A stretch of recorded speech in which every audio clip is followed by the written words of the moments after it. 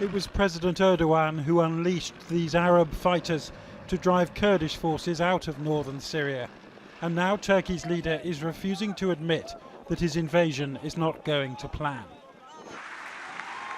In Parliament, the president was cheered as the hero of his nation, seemingly bolstered by American sanctions and a European arms ban. The victim, not the aggressor, and rejecting every plea for a halt. From Manbij to the Iraqi border, our operation will only end when we take an area of 18 to 20 miles in depth. Nobody can stop us until we reach that goal. In fact, Russian military police are patrolling Manbij city alongside Syrian government forces. And the Russians are moving towards the Kurdish border town of Kobani as well. Erdogan's plan a week ago was to create a buffer zone 300 miles wide and 20 miles deep. But the Syrian army, backed by the Russians, has moved into Manbij within the area targeted by Turkey.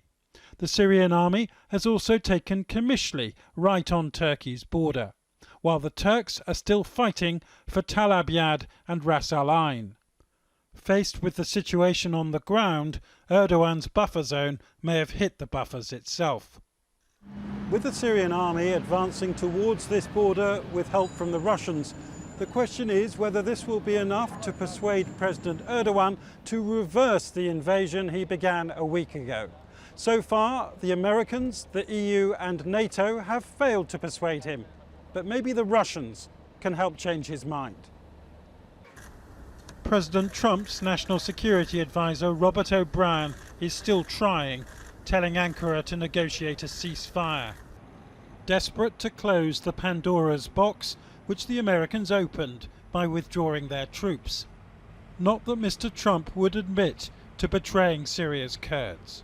The Kurds are very well protected, plus they know how to fight. And by the way, they're no angels, but they were with us. They are no angels, but they are fighting. We are largely out of that area. Syria may have some help with Russia, and that's fine. It's a lot of sand. They've got a lot of sand over there, so there's a lot of sand that they can play with.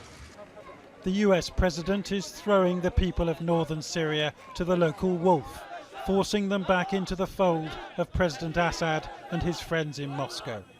The sacrifice of Kurds who died fighting on America's side, lost in the shifting sands of both the Middle East and Washington. Jonathan Rugman, Channel 4 News, on the Turkey-Syria border.